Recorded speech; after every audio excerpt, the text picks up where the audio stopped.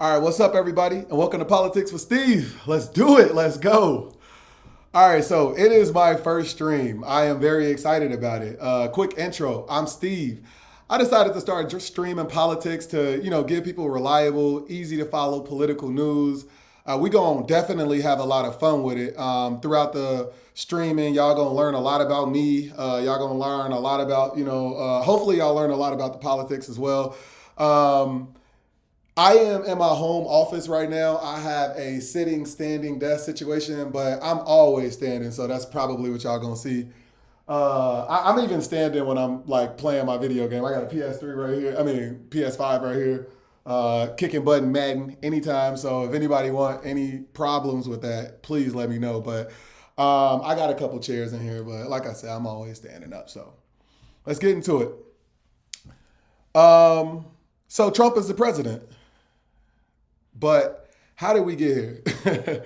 I want to take a quick moment to really talk about that because I think it's important so that we people just better aware to like some of these games that politicians play and stuff like that. So after the election, I heard a bunch of different reasons that the results turned out the way it did. Some people say Kamala didn't talk enough policy. You got Senator Bernie Sanders saying the Democrats abandoned the working class and stuff like that. But all I could think about is, but these people voted for Trump. The answer is simple.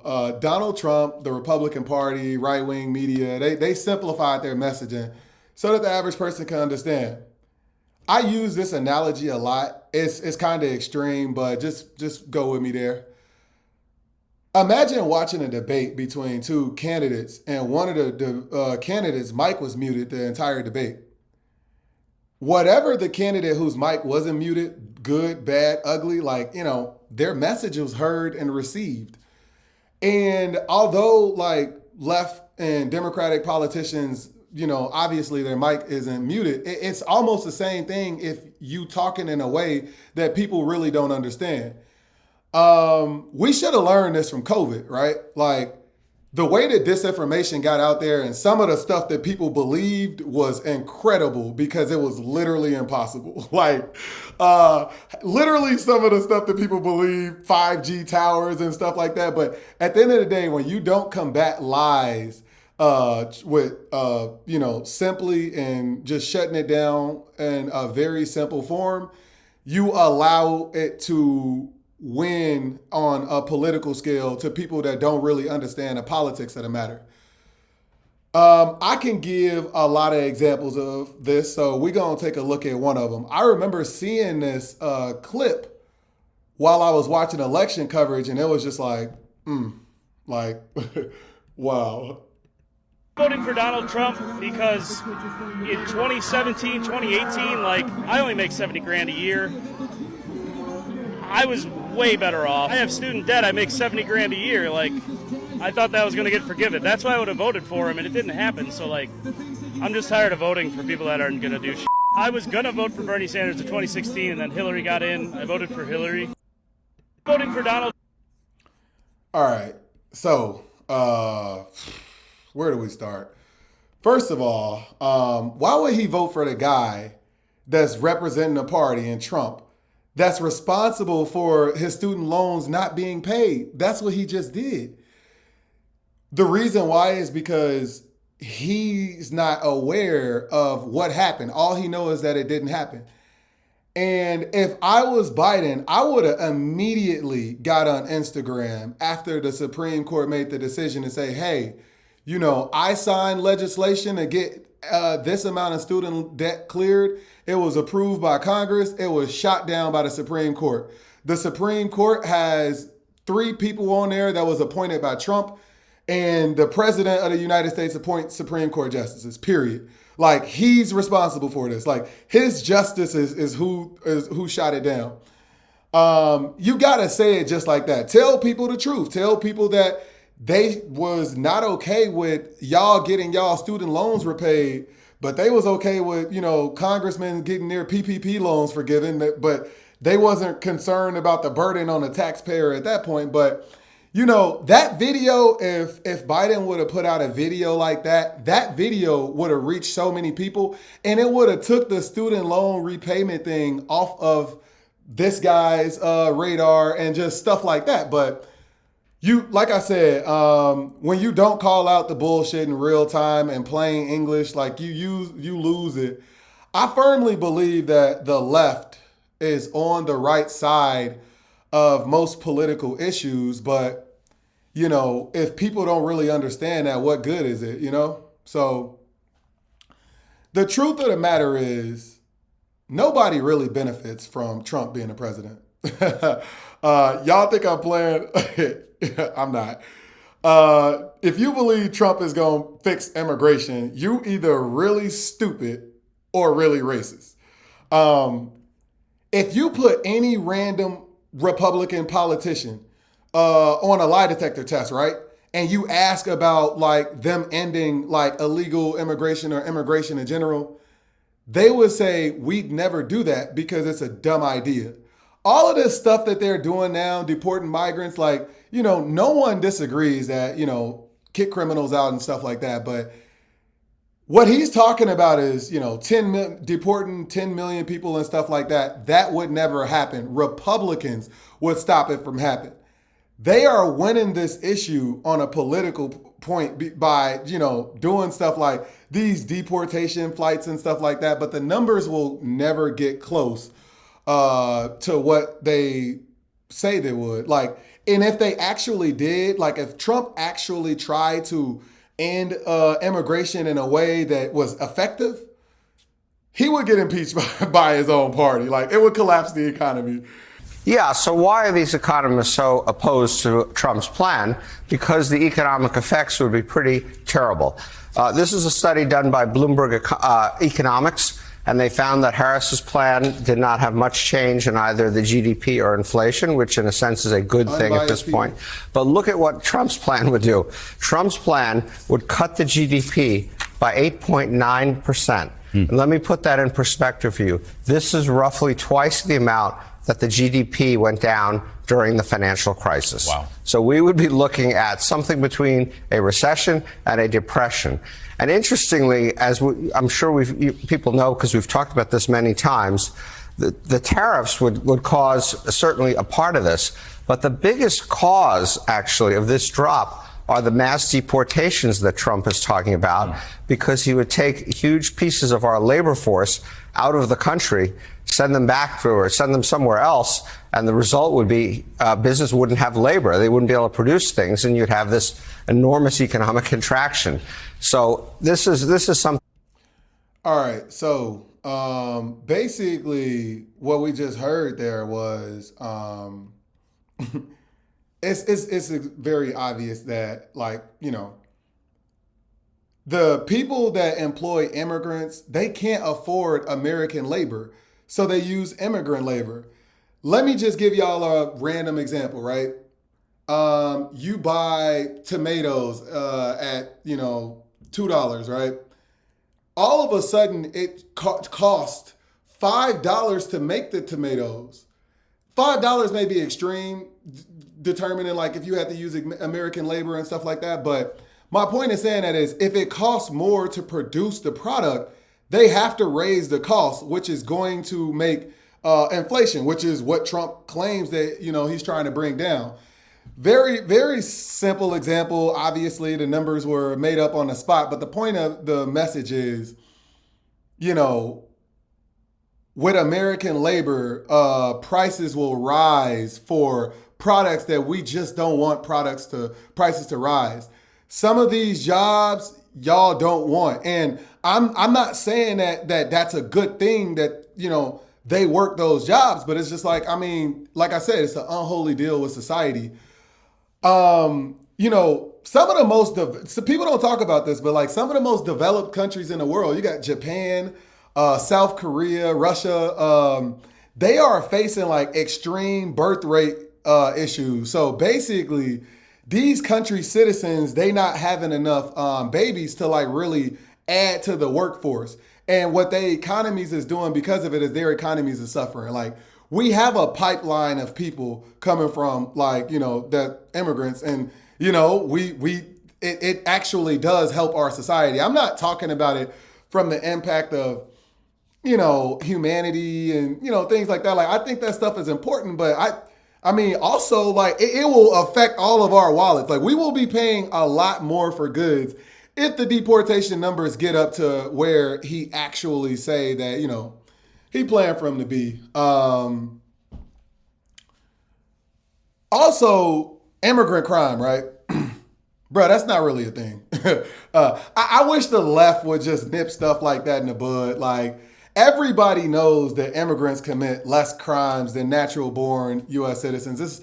I think about it as like sneaking in a club or something like that. Like, when you somewhere you ain't supposed to be, you making sure you on your best behaviors. You know what I mean? So, it's easy to say that, but at the end of the day, like, is that actually happening? No, I don't really think that's a thing. Why we think it's a thing is because, there's outliers in everything, right? Like, if you say something only happens 1% of the time, you can use that 1% and blast it so much that it feels like it's more than that 1%, but it's just that 1%. Y'all ever see when an immigrant commit a crime, the way that the Trump, the Republicans, the right wing, the way they parade the family of the victims of the crime around? I mean, they do a really good job of giving people the impression that it's just it's such a bigger problem than what it actually is, right? Let's take a look at the economy, right? Like, and because like in exit polls, people say like, the economy was one of the top issues and stuff like that. Let me start by saying this. A lot of people need to talk about this a lot more, but people are naturally nostalgic. Like, let's just talk about that. Like, the right-wing media use the question of, are you better off today as you were 4 years ago? I really feel like that, I think that this needs to be said. If you ask that question to any random group of people anywhere, I firmly believe that it will result in like the same type of, people feeling like they were better off 4 years ago. Like, just in any situation. And I got a few reasons why I think that is. But first, let me tell y'all how I realized that like people are just naturally nostalgic, right? I'm gonna derail us for a second. I used to argue a lot about like the GOAT, right? The NBA GOAT, Jordan versus LeBron, right? And well, not so much anymore. Let me say, because I don't watch the NBA that much. I want to get back into it, but for some reason it hasn't been what it once was for me. But so prior to 2020. When, you talking about the GOAT, Jordan versus LeBron, one of the Jordan, points came from old heads' recollection, right? Like how old heads talk about it. If you listen to the way they discuss 80s and 90s NBA, it just sounds like the game was just so good. But all that changed in 2020. I believe it was 2020, when the Last Dance documentary was released on Netflix. Y'all know the Last Dance documentary, like about, Jordan's Bulls last season. And I want to say this, no disrespect to the legends, but all I could think watching that documentary was, hey, these guys are ass. Like, hey, those guys are ass. Like, the moves were basic. The athletes were smaller and slower than today's. I mean, LeBron James is as big as Karl Malone, and he moves like, look, those guys, the players today are bigger, stronger, faster. We all know that, right? Like, Steph Curry can shoot from 40 with ease. LeBron James had to go against him in the finals, not Clyde Drexler, And another extreme, aliens come from outer space. You show them footage of Jordan. You show them footage of LeBron. They would think it's silly that it's a question who's the best. But what you realize when you talking to, old heads, you hear these stories and they reliving the moments that they seen. It's all nostalgic. Sometimes, like, because as we get older, we get wiser, you think more fondly about the earlier, period of your life when you were less wise. That's just a natural thing to do.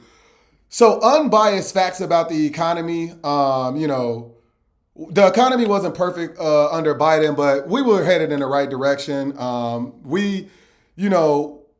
inflation was dropping at better than any other developed countries. Wages were up, and inflation all over the world was bad after COVID. Some people predicted a recession. We didn't have a recession and stuff like that. But like I said, a lot of people are just in denial about things that happen with the economy, or maybe, I don't know, right?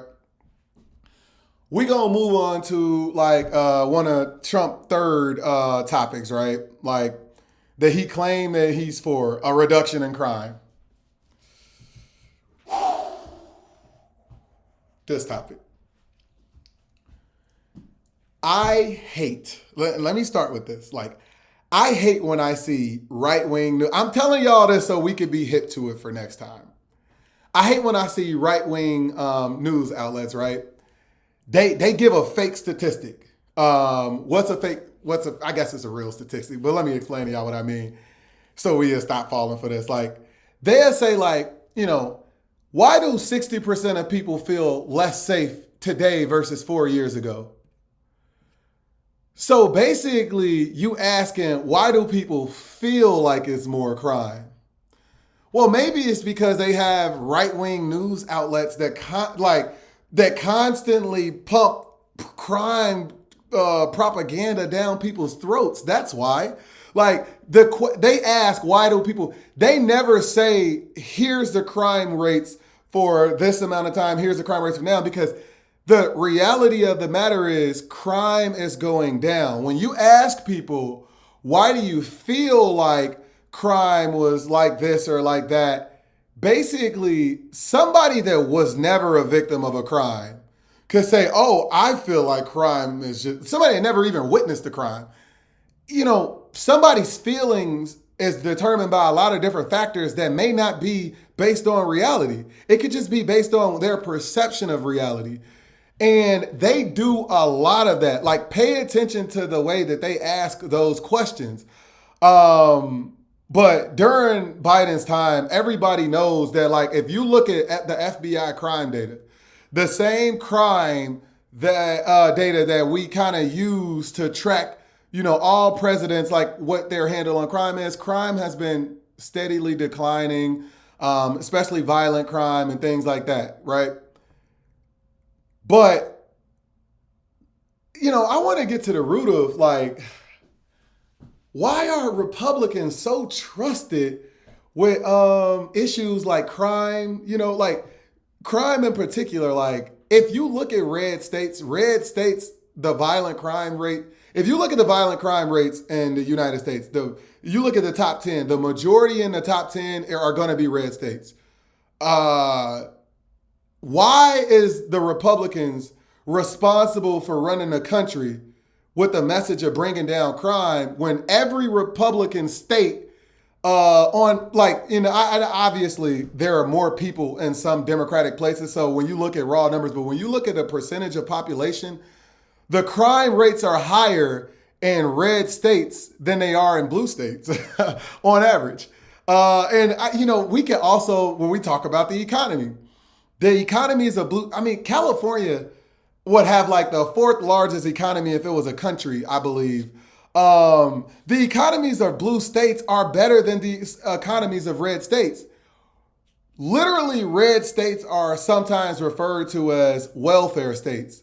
So I can't really understand exactly why Republicans are just trusted to, handle this issue of crime as well as the economy.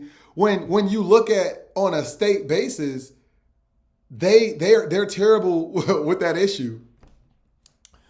The last thing like the last one of Trump's promises that I'm a harp on today that really frustrated me looking at it during the election is tariffs, right? Like Trump voters have no idea how tariffs work. Like, first of all, you know how dumb you got to be to believe that, I mean, any U.S. president could import, can enforce, import tariffs on foreign business. Like, literally the tariffs are paid by the U.S. population.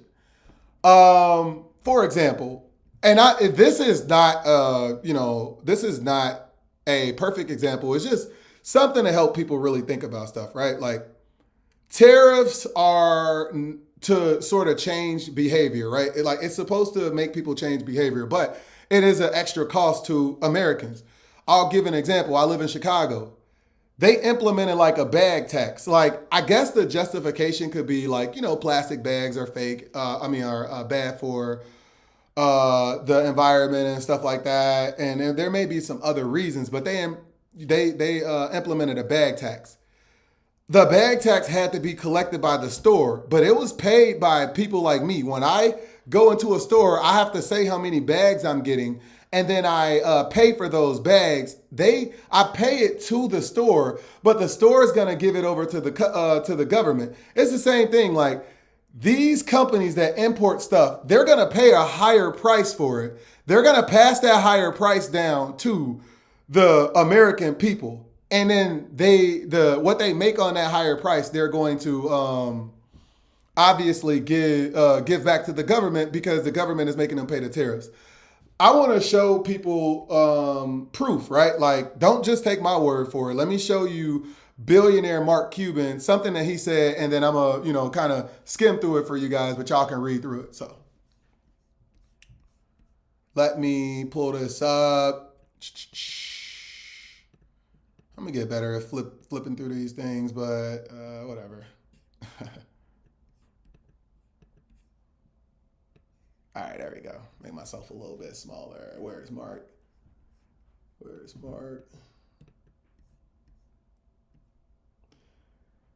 So right now he's just saying that, companies that import from China, they taking all the cash that they have to buy as much stuff as they could. They stuff in their warehouses, because it's eventually going to be more expensive for them to buy these materials.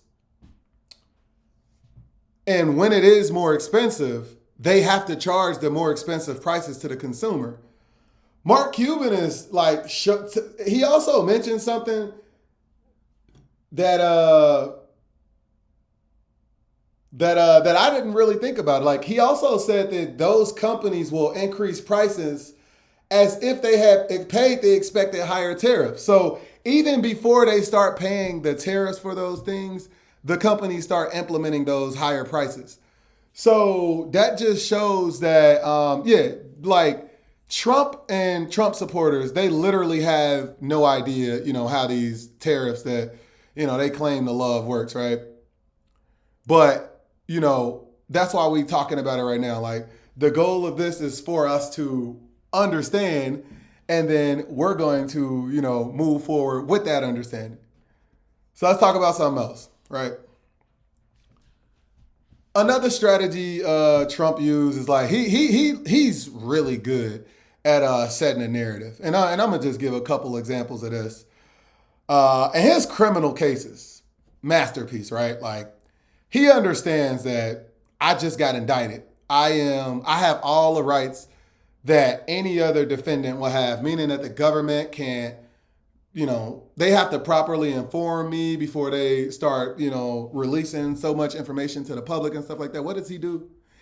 As soon as he's notified or he understands what's happening, he runs to the media, sets the narrative. It's all political. So anything that really happens after that, it seems like, Trump told us this, like, Charlemagne the God, he always said something that sort of resonated with me. It's not quite the same, but it's like, it's similar. He always said, like, nobody cares about the truth when a lie is more entertaining. Very true.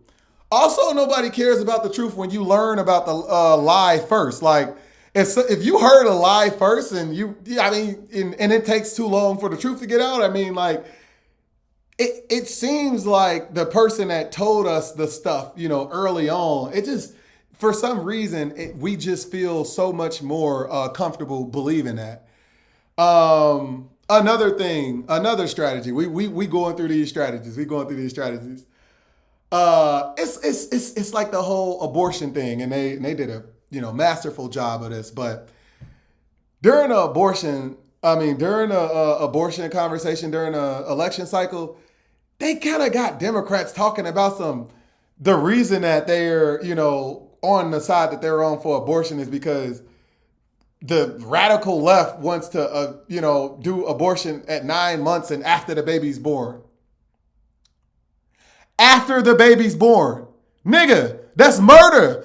Like, that's not going on anywhere. Like, what are you talking about?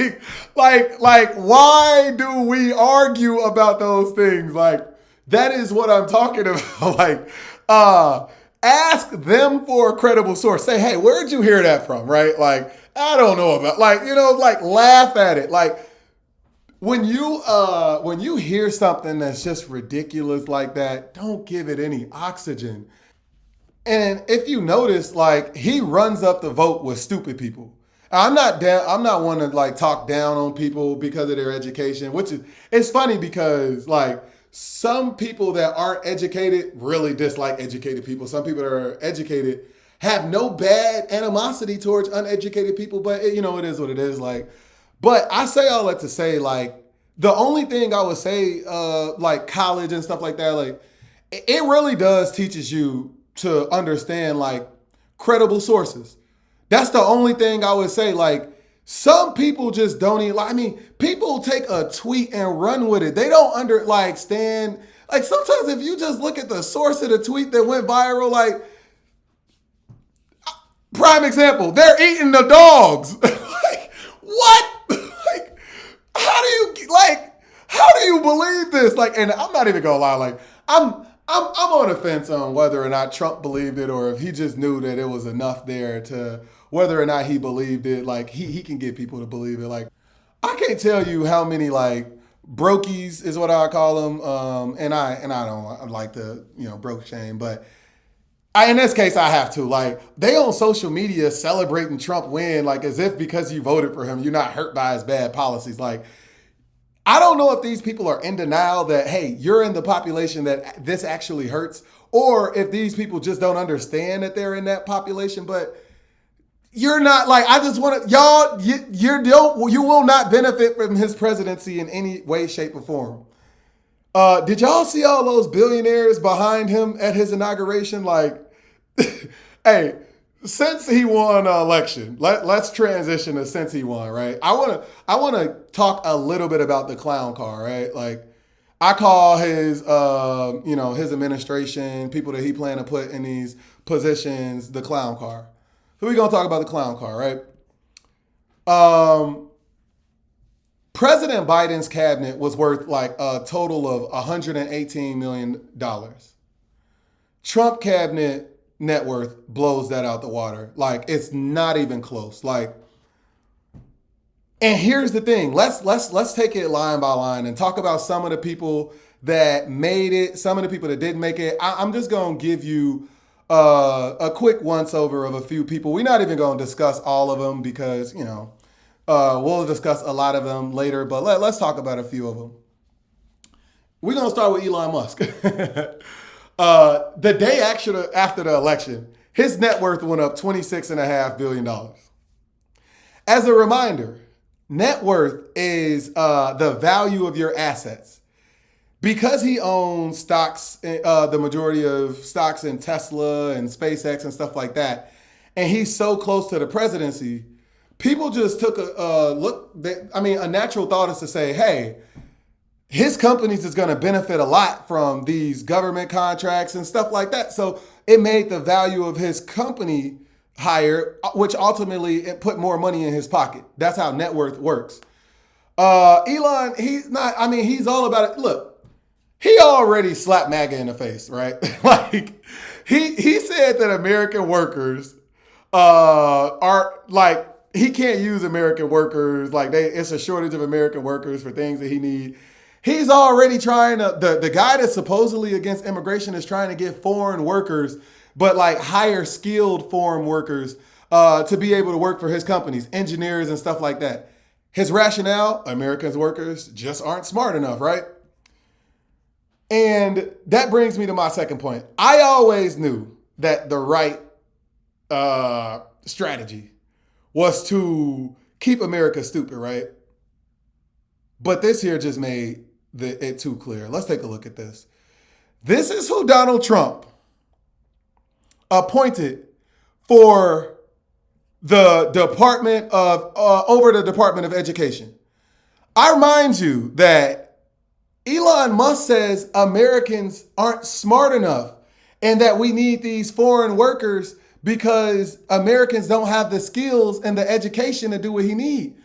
Look at Trump's pick for the Department of Education. Let's take a look at that. And who is the person? None other than Linda McMahon. My wrestling people, y'all know who I'm talking about. She was the wife of the owner of WWE. By the way, this guy was outed as a sicko. He had a lot of sick stuff going on. But the point of saying that is like, you appoint this person here. This woman.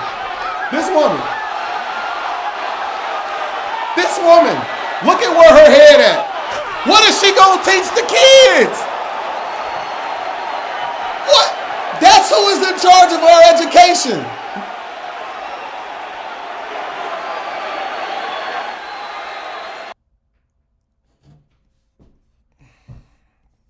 All right. Give me a little bit of time to whew. Cause that one is that one is a trip. All right, so we gonna move on. We gonna move on. We gonna talk. This one right here is a little unique because this guy removed himself. But we gonna talk about Matt Gaetz, right? Like he's not going to be the Attorney General. Everybody knows Attorney General, top law enforcement officer of the United States.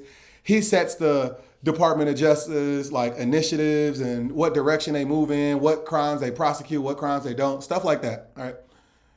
Trump appointed Matt Gaetz as the leader of the Department of Justice.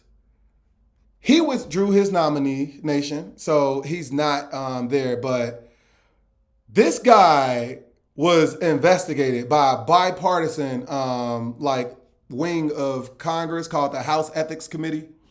Now, granted, I do want to say this committee was controlled by the Republicans because the House of Representatives was controlled by the Republicans. They had the majority. So at any point in time, a Republican Speaker of the House could have shut this investigation down, could have made sure that the findings of the investigation never came out to the public or any of that, right? But the Republican let the investigation about a Republican happen. And let me tell you about the findings of this investigation. They found that Matt Gaetz, now, committed a wide range of crimes, right? I just can't act like all crimes are just so bad to me. So I'm gonna talk about the crimes that is personally shocking and I just don't agree with. As a sitting as a sitting member of Congress in the House of Representatives, he had sex with a 17-year-old at a party. Actually, he had sex with 2 minors, right? They found credible evidence that this happened. And one of the girls was a year away from attending her senior prom. This girl was a junior in high school. They found evidence that it happened, right? Trump appointed this guy. Now, granted, this investigation came out after Trump, not the investigation. Granted, the findings of the investigation came out after Trump had already appointed him, but it was speculation of what the findings would be. Everybody knew that, he was a, freaky guy. But this just sort of child sex, if it's legal and it's above board, I just don't get into what happens with consenting adults. I gotta be honest, when people was talking about the Donald Trump thing with Stormy Daniels, it's I I think it's bad. You know, I don't really think it's bad enough for me to, I don't know. Like, I don't even want to get into that because I'm not trying to downplay the seriousness of the crimes. I'm just trying to say that we have to acknowledge that certain things about certain crimes makes it, 10 times worse. I think that it makes it 10 times worse that, yeah, whatever you did sexually with minors, you know what I'm saying? Like, I just can't mess with that, right? So, Stephen Miller, he will be the Deputy Chief and Staff of Policy. Unfortunately, he's a bad guy, I will tell you that, but unfortunately, he's a smart bad guy. So he actually may be able to do a lot of bad stuff for Trump. And unfortunately, we need people to be there ready for it. This is not a part of his administration, but I literally just thought of this. I would touch on it, but Eric Trump. This guy went to Abu Dhabi to pitch a cryptocurrency. Like, the grift from Trump and everybody around him is just insane. At some point, we're going to talk about like how his son-in-law, Jared Kushner, got $2 billion from Saudi Arabia after Trump left office for all of the favors that he did for him in his post. They tried to paint Joe Biden and his son and all of that as corrupt, but maybe the people that don't know politics, it looks like, it's corruption here, it's corruption. They try and muddy the waters. Look, I'll tell you guys what's corrupt. What Trump boys, Eric and, what's his name, Jared Kushner did, with the Saudis. That's real corruption, right? Let's finish talking about some of the people he appointed in his administration. Kelly Loeffler. He appointed her to the head of the Small Business Administration, right? Her husband owns the New York Stock Exchange. They donated over $5 million to Trump re-election campaign. Everything with Trump is transactional. You do this for me, I will, RFK Jr., we'll have to go, nuts. Vaccines, he don't believe in vaccines. A lot of stuff is going to spread like a wildfire.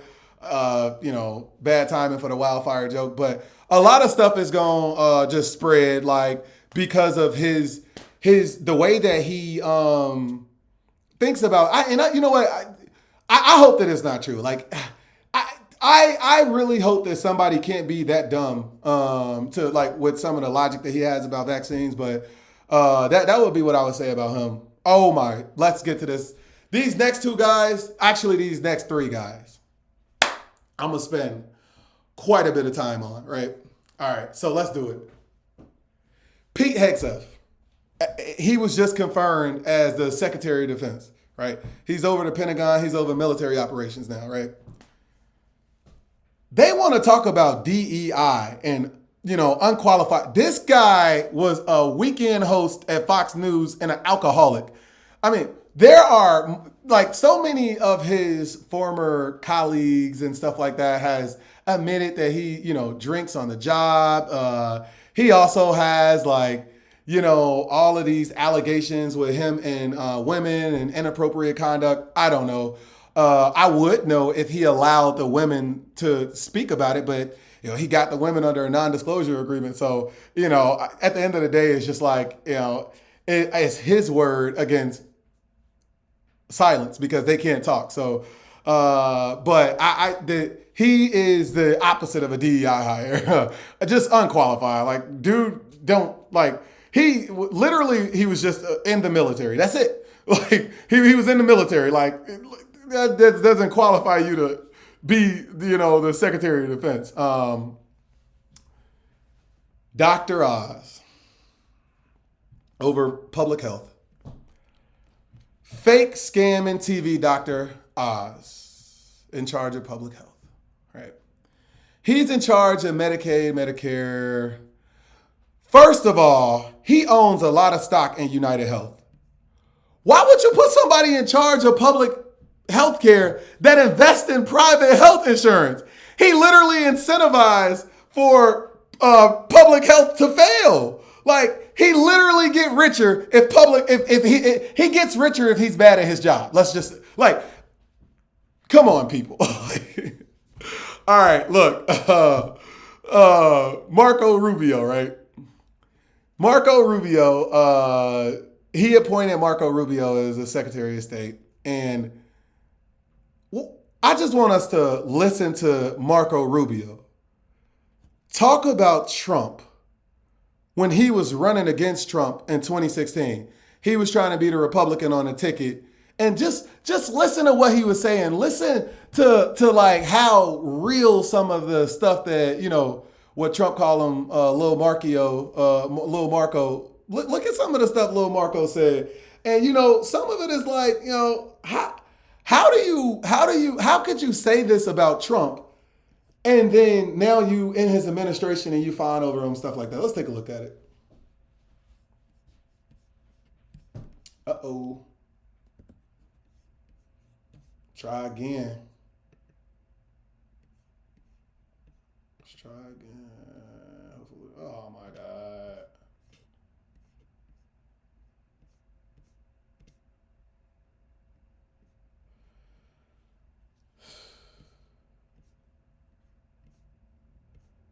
All right, well, you know, we gonna probably, you know, not take a look at this. Like, I don't know what's going on. Real quick.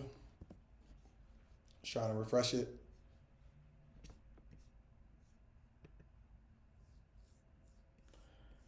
All right, well, he had a lot of bad things to say about Trump, right? Like, he said you can't trust, you know, him, and just about like, oh, here's some of the quote. So this is some of the quote, but he said that he's one of the most vulgar people to ever. This quote doesn't really do what he said justice. Let me see if.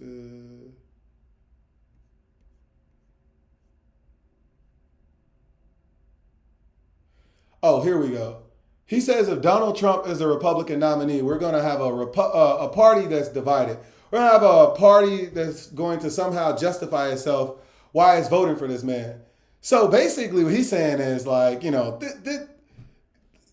more of the quote here.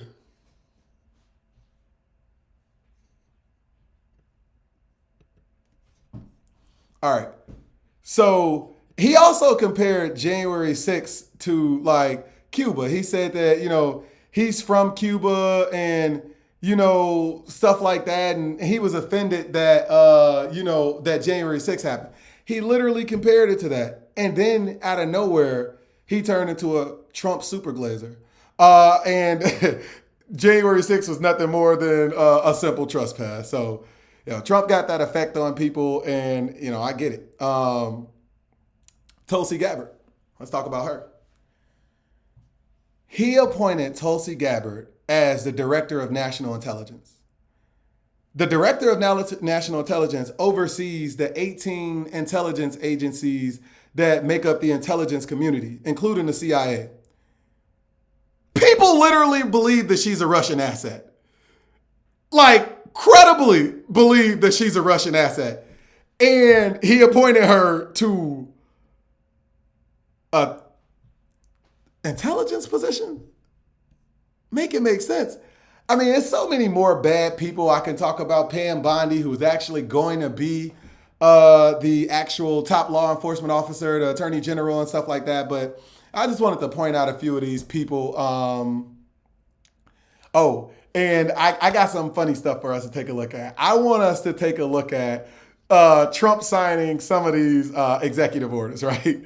And you know, we are catching up to speed to start talking about like what's currently going on, right? Like we talked about, you know, why he won. We talked about, you know, some of the appointees that he have. Now we finna talk about a little bit of what he's been doing on the job, right?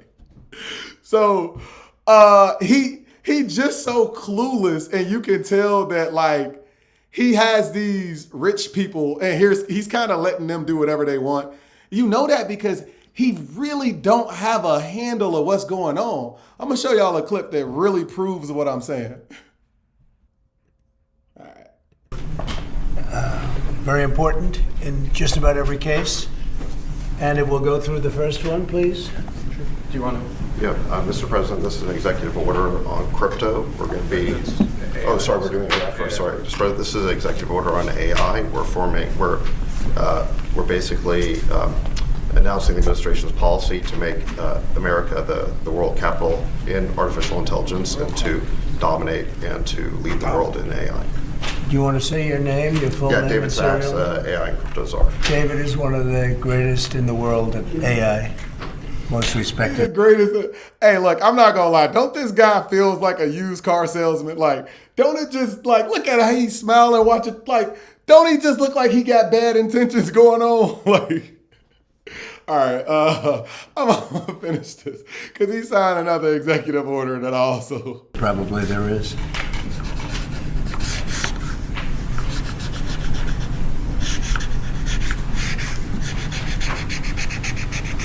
So that should take us to the forefront, right? Absolutely, we got to win. Okay. Thank you.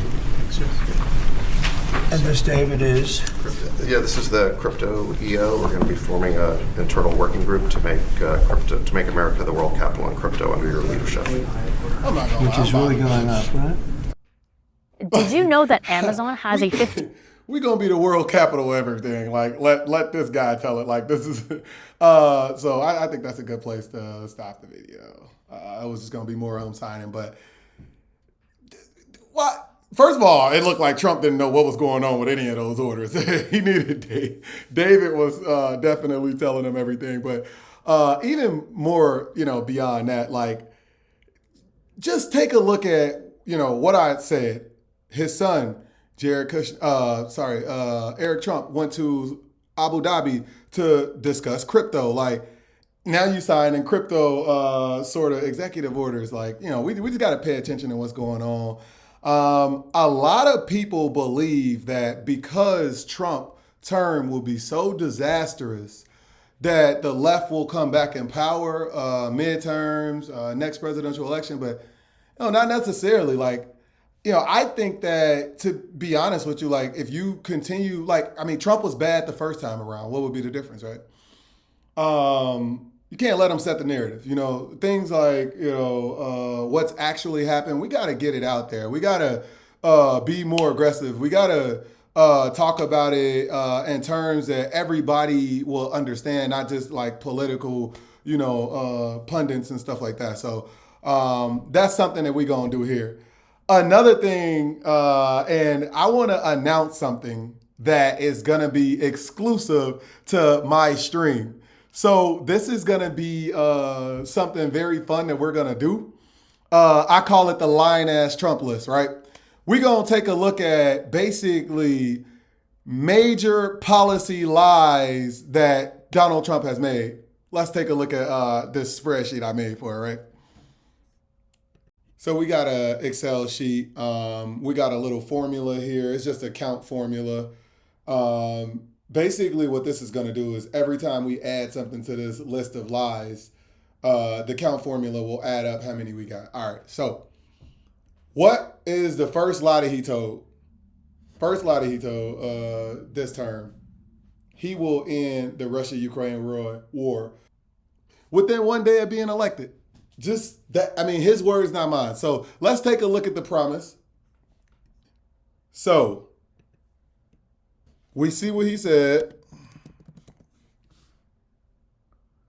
Now let's figure out. It is January 30th. Let's figure out.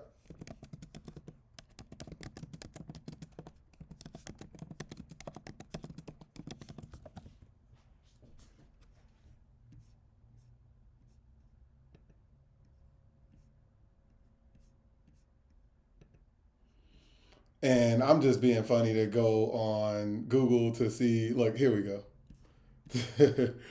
To see, if Google, I don't even know, how they would actually answer this question. Look, so we see one day ago that Ukraine, Russia, they issue conditions to end the war. Basically, the war is still going on. So he just lied to us, man. Like he lied to us. And to wrap up this first stream, Politics with Steve, again, man, thank y'all for rocking with me. If you find any of the information useful, please like, subscribe, share, comment, all that good stuff. We on Twitch. We're going to be on Twitch every night, 7 to 10. And then if you can't catch me on Twitch, catch any of the segments that we talk about on YouTube. Let's do it. Let's get it.